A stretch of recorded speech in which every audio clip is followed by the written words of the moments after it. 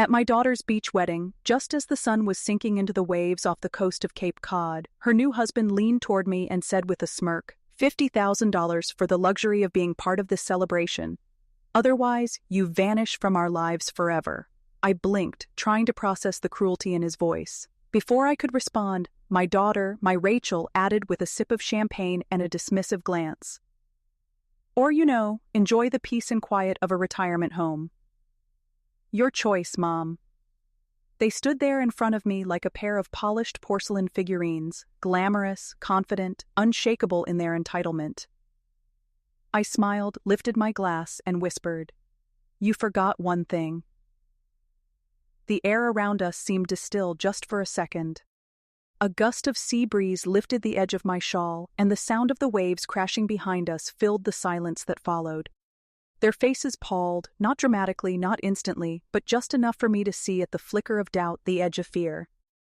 I hadn't raised my voice. I hadn't argued. But something in my tone, in the certainty behind my words, had landed, and they knew. What they didn't know was that I'd been planning for this moment for months. I hadn't come to the wedding unprepared. I hadn't come simply to be humiliated. No, I came knowing exactly who they had become and what they thought I was. They believed I was weak, alone, easy to discard. They forgot that I had built my life from nothing once before, and I could tear down theirs without ever lifting my voice. You forgot one thing, I repeated softly, the wind carrying my words out to sea. Then I excused myself to powder my nose, leaving them standing there. Because the storm they had summoned, it had already begun. I was 28 the night I left my old life behind. It was raining hard in Boston, the kind of rain that ked you in seconds. The windows of our cramped apartment rattled with every gust of wind, but inside it was the silence that chilled me most. My husband Tom had passed out on the couch, snoring loudly, his rage spent for now. My cheek was swollen again, and in the hallway my 4-year-old daughter stood barefoot in her pajamas, clutching a worn-out stuffed bunny to her chest. Her face streaked with tears. That look in her eyes wide, resigned. Too wise for her age. That's what did it.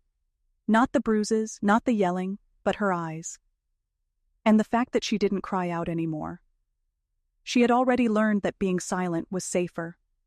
That was the moment everything shifted. I moved quickly like someone in a dream.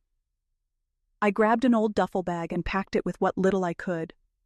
Rachel's favorite clothes, some snacks, our passports, and a copy of Pride and Prejudice I had hollowed out weeks ago.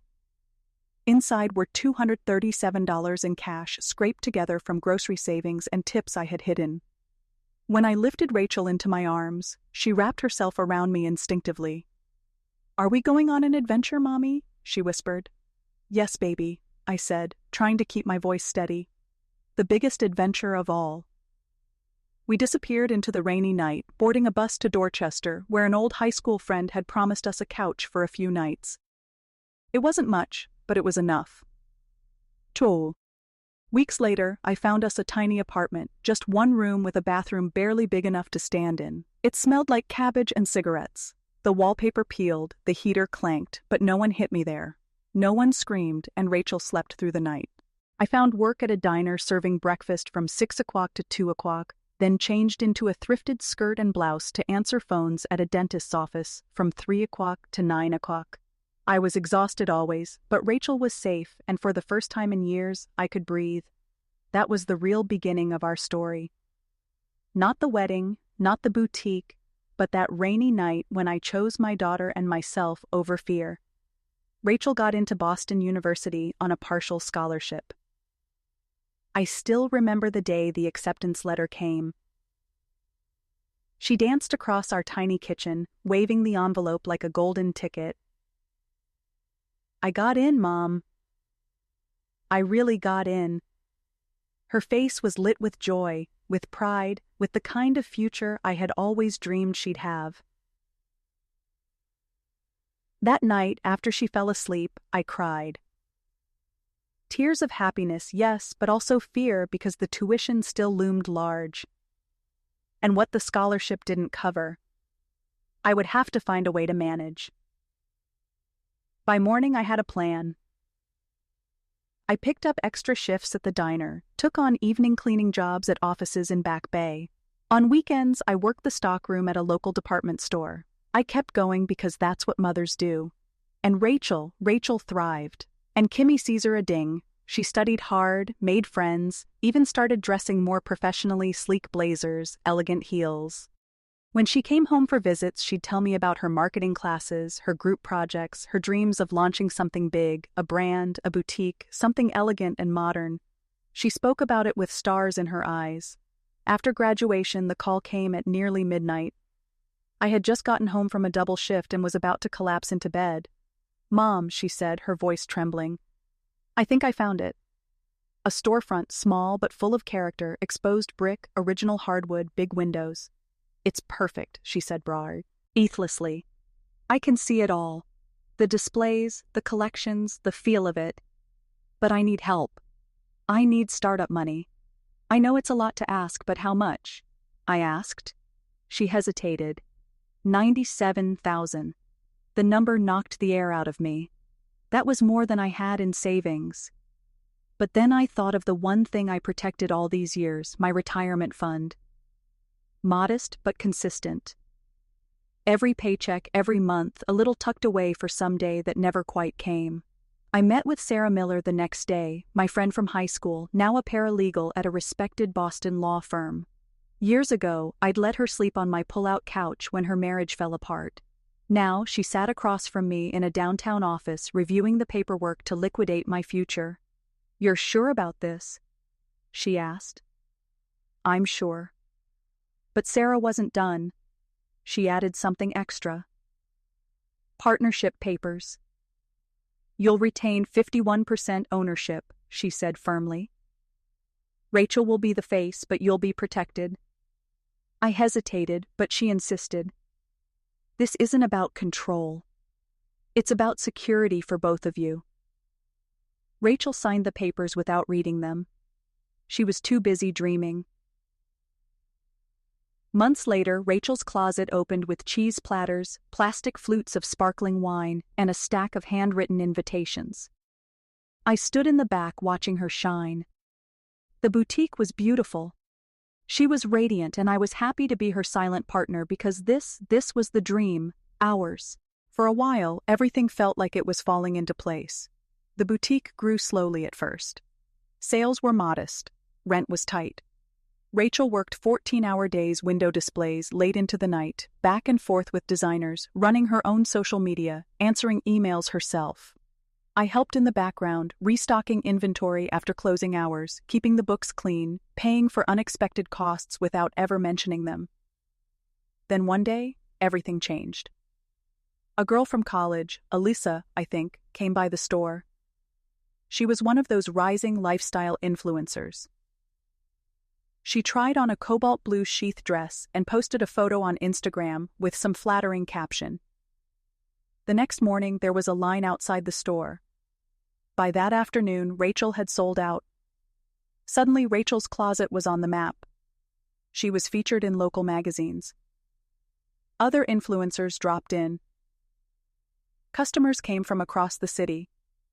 In 6 months, she was eyeing the vacant space next door. I watched it all with joy swelling in my chest. I only visited after closing. That was my choice.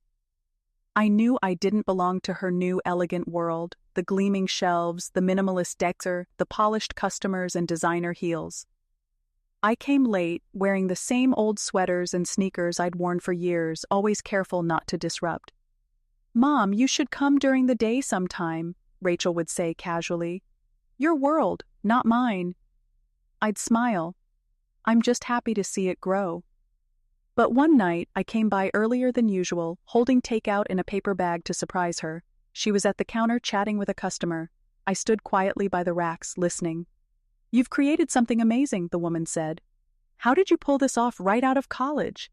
Rachel smiled, confident and glowing. "I built it from nothing," she said. "Just hard work. And a clear vision. No one handed me anything." Her voice was light. Her words were knives. "I built it from nothing. Nobody handed me anything." I turned and left without saying a word, the bag of food still clutched in my hand. Outside, I leaned against the brick wall trying to steady my breath. That was the night I realized I had disappeared from her story. Not just quietly, not accidentally. Aries, I wasn't part of the narrative anymore. I was just the shadow behind the light. A few months after that night, Rachel met David Harrington.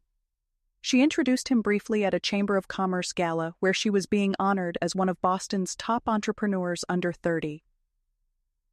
I had gone with her my first time stepping into her world in public, dressed in a clearance rack navy dress and with my hair done at a salon for the first time in years. David was polished, wealthy, confident, the kind of man who said your name once and then never forgot it. I could see right away he liked power. And Rachel in her sleek heels and boutique success looked like a perfect match for the world he came from. Within weeks, they were inseparable. Dinners were canceled. Calls went unanswered. She was swept up in his world. Rooftop parties, wine tastings, vacations in the Hamptons. When we did talk, David's name came up constantly. David thinks the boutique could go global. David's parents know investors. David's teaching me how real businesses scale. He spoke in buzzwords and she repeated them like scripture. Then one day, I learned about their engagement from Facebook. A photo, her hand on his chest, a diamond the size of a grape sparkling in the sunlight. I said yes to forever. The caption read, "No phone call, no warning." I called her that night. "Oh, Mom," she said, breathless with excitement. "I was going to tell you. We've been celebrating. Isn't it amazing?" Amazing wasn't the word I had in mind. Days later, I received a message that wasn't meant for me. It was a screenshot from David to Rachel. "Your mom can't sit with my family at the dinner. My parents would be horrified. Put her at the vendor table." I stared at the screen, waiting for her reply, waiting for her to stand up for me. But no defense came. Just another message to me, 7 minutes later. "Mom, can you believe the florist wants $1,100 for eucalyptus branches? This wedding is so stressful." That night, I stopped by her apartment unannounced. She wasn't home, but her laptop was open on the kitchen counter. And there it was, a tab labeled FMA Management, a full strategy document, bullet points outlining how to keep me out of sight at key moments, how to extract maximum financial support while minimizing my visibility. A comment from David. "After the wedding, it'll be easier to create distance." I closed the laptop and stood in silence. They weren't just forgetting me. They were planning to use me and discard me. And that's when I called Sarah. "I need you," I said. "And I need you not to ask questions yet." Sarah didn't hesitate. The very next day, we met in her home office. Legal pads, file folders, and coffee mugs filled the room like a war room in progress. "If I activate my majority ownership," I asked, "what does that actually allow me to do?" Sarah looked me in the eyes. "It means you can initiate a full audit, freeze the business accounts, revoke any unauthorized contracts, and if necessary, take back control of operations." I nodded. "But I won't move unless they give me a reason," I said. She raised a brow. "What will the trigger be?" I didn't answer then, but I knew. And it came on Rachel's wedding day on that Cape Cod beach under strings of fairy lights and soft jazz floating from rented speakers. When David turned to me, drink in hand, and said with a smile too polished to be sincere, $50,000, pay it or vanish forever. When Rachel, in her custom white gown, echoed him with a tone so casual it cut deeper than any scream, or enjoy your solitude in a retirement home. That was the moment, the one they never saw coming. I lifted my glass slowly, savoring the bitter champagne, then whispered the words I had rehearsed in my mind for weeks. "You forgot one thing." Their smirks faltered. The flicker of fear in their eyes was brief, but it was there, and it was all I needed.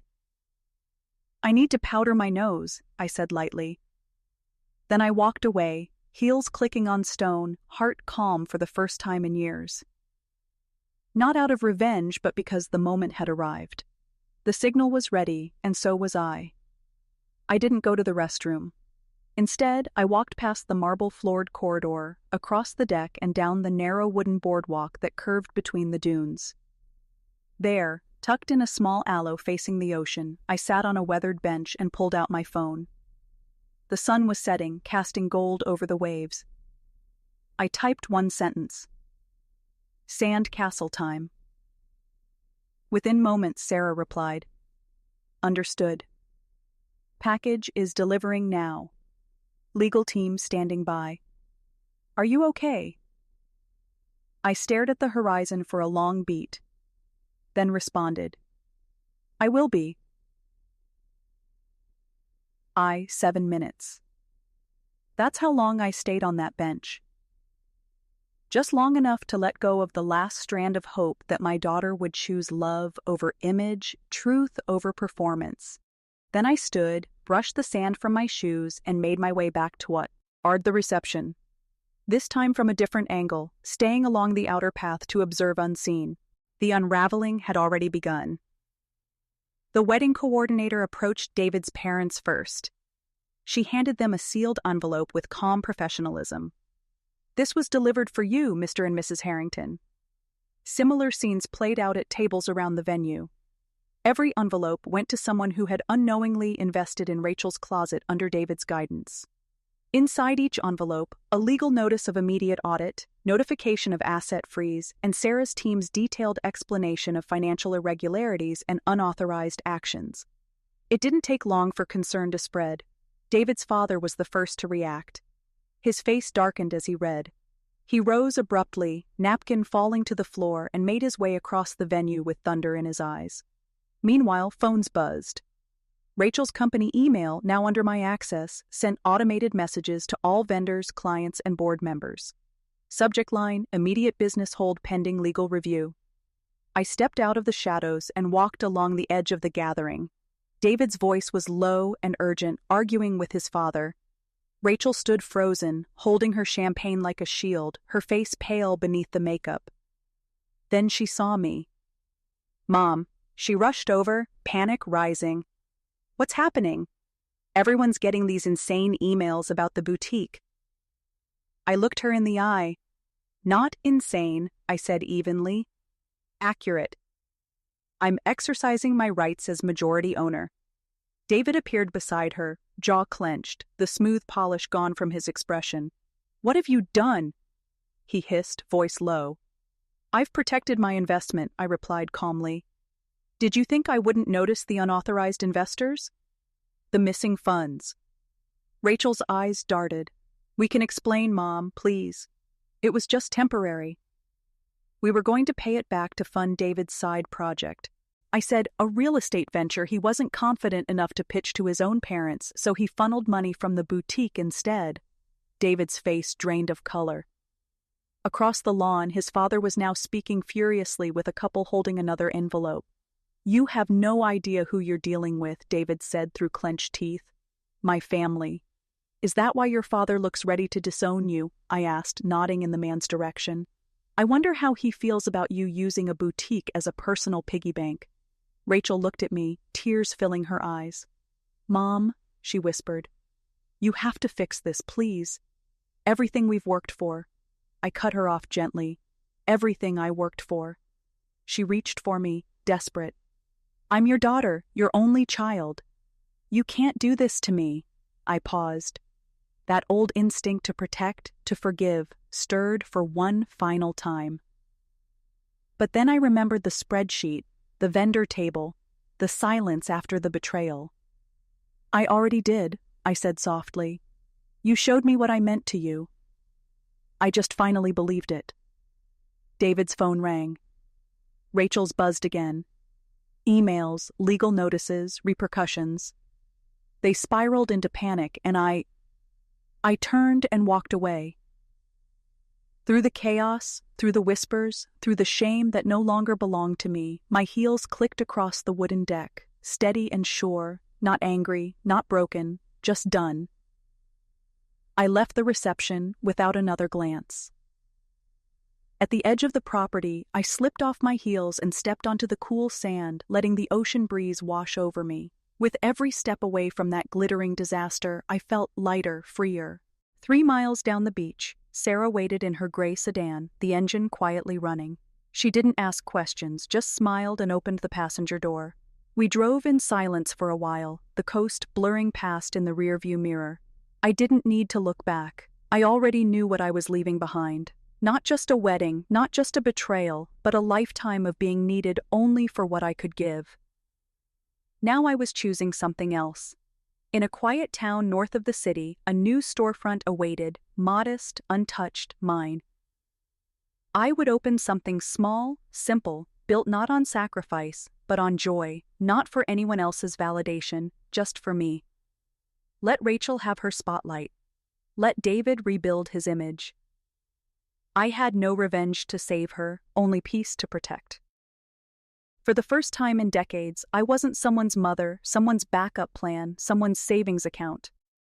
I was just me, and that was finally enough. If this story moved you, don't forget to hit that like button. It helps more than you know. Have you ever had to walk away to find peace? Share your thoughts in the comments below. And if you love stories of quiet, strength, and redemption, subscribe for more. We're just getting started.